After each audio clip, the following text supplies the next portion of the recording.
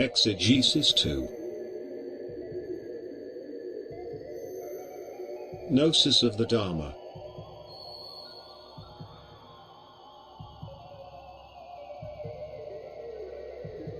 In the hands and mouths of the wretched, the vulgar, the feeble-minded, the unsettled and the dissatisfied, the Dharma is like a two-edged sword. For what they do unto their brothers and sisters in the name of the 5 whores of Mara, greed, fear, pride, ignorance and dark desires, the Dharma will equally counteract upon them. In this there is neither mercy nor any forgiveness. What has been done in the name of the 5 whores of Mara must equally be paid for, and hence the Dharma which they have turned into a sword of ignorance will fall back upon themselves, and once again suffering will have its ways upon such an unfortunate mind. In the hands and mouths of the blessed ones, those who have awakened to the truth of the Dharma, those who always walk with their minds firmly abiding in the Dharma, the Dharma will rapture them with the bliss and the light of its own true face. For in this Dharma ending period those are indeed few and thus very rare to behold. They are the ones who have laid down the sword and turned it into the non-discriminating word of the Dharma. To them the Dharma truly shines, and to them the immeasurable treasure of Dharma is rightfully earned by their proper right view and effort. In this world where the beast of darkness lurks behind every shadow, the beast will try to persecute them, flatter them, tempt them and utterly deceive them. It will continue endlessly, trying its utmost to turn them away from the Dharma. Through many ways it will cross their path to liberation and tempt them with its 5 whores. It will try to insert pride in order to remove their faith in the Dharma. It will try to insert desire, fear, greed and ignorance through false teachings that leads away from the light of the Dharma. It will approach them either internally and externally or in both ways at the same time. It will try to enter the minds of their brothers and sisters in order to flatter, frighten, or deceive such a fortunate mind. Yet verily I tell you, that if such a fortunate mind who knows the Dharma, who walks with the Dharma, who finds eternal truth in the Dharma and in nothing else that pleases the senses of its mortal representation, such a mind will be protected and taken care of by the Dharma. For such a mind is truly a vanquisher and a master of the Dharma. An Ariyan, a black dragon whose wisdom is inconceivable and beyond any comprehension of dissatisfied mortals. It is by this mind's knowledge and supreme insight into the nature of the Dharma that it approaches the dissatisfied and suffering in this realm. It is by inconceivable compassion, which the mortals translate as love, that it stays and shares the fate of the sentient beings. In knowing its true deathless nature it has nothing to fear, nor life or death. Time is of no essence to such a mind, and neither is distance or space. Such a mind has rejoiced in the Dharma and learned to grow with the Dharma.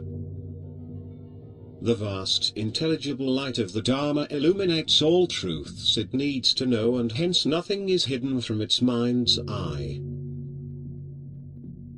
Such a fortunate mind has found the only way to liberation and has abandoned all other false paths that leads to dissatisfaction and suffering in the 6 realms of impermanence.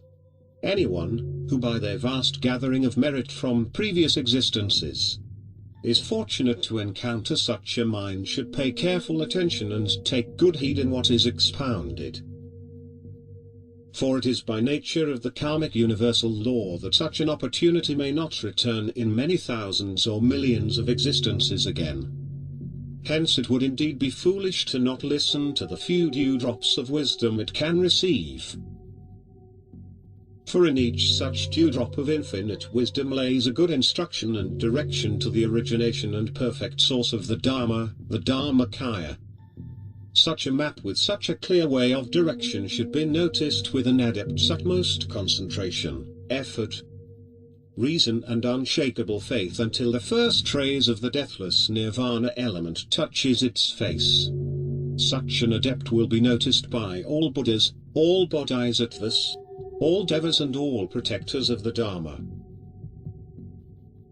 Having entered the one path of the Dharma, it has entered the path that transcends all deceiving senses and impressions sustained by Mara's 5 whores. It has transcended the foolish will and desire to create and abide in a mortal image. That which by karmic law upon its created image is known as life is now irrelevant. Hence it spends the rest of this last life in samsara in solitude, but with good spiritual friends and equal upholders and believers of the Dharma. It takes past karmic residue, whether good or bad, with an unmoving mind. It accepts all phenomena as they are and not as it wishes them to be. It lacks nothing and wishes nothing. Its mind radiates infinite light of compassion and wisdom upon the few fortunate ones who are in its presence or in close contact with it. It expounds the Dharma unceasingly to them. It corrects their erroneous ways and old habits. Like a firm father, it scolds them when entering the many paths of Mara and reminds them of the true and only path. Like a mother, it protects them and grants them strength and shares the blissful force of the Dharma with them. It is there for them when they suffer through temporary doubt, fear and desire, through the non-recognition of their old habits of destruction and suffering. Like a father, it teaches them the proper methods of dhyana in order to open up the mind's eye to the Dharma, and like a mother, it teaches them reverence for all struggling life, whatever it may be. It teaches them how to discover the deathless Bodhi child of Dharma within them. It encourages them to struggle until they discover a glimpse of its true face that is deathless. It explains the necessity of understanding the two-folded egolessness properly and to penetrate the veil of dependent origination. It warns them not to believe that their mortal mind is the true master of the Dharma, because it brought them into this realm of suffering. Like a father, it encourages them to seek seclusion until it knows the true face of Dharma perfectly. Like a good mother, it advises them to return to the dissatisfied and needing when it is fulfilled with the blissful wisdom of the Dharma, and then share it with those who are ready to receive the Dharma. In the end, the adept who learns to take the first steps in the emancipating light of the Dharma enters thus the family of Buddhas. They are rightfully known as vanquishers of Mara and upholders through all 10 directions of the incomparable Dharma. Such an adept has reached the end of suffering and hence entered the stage of an Ariyan, an on-returner. To him or her no perishable image of any kind will never more deceive them, for they have discovered the true face of the Dharma, and they have discovered and penetrated the empty nature of all images. This penetration and realization that all images are by nature empty of the essence of Dharma emancipates the adept's mind and unites it with the fullness and perfection of the Dharma. To such an adept, now an Ariyan, a conqueror of the darkness of Mara in one's mind, the word of the Dharma, which is beyond comprehension for a mortal mind when used improperly, as well as the Dharma itself, are never apart, and never will be.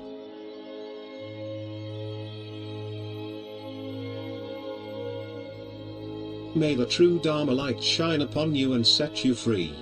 Tozen.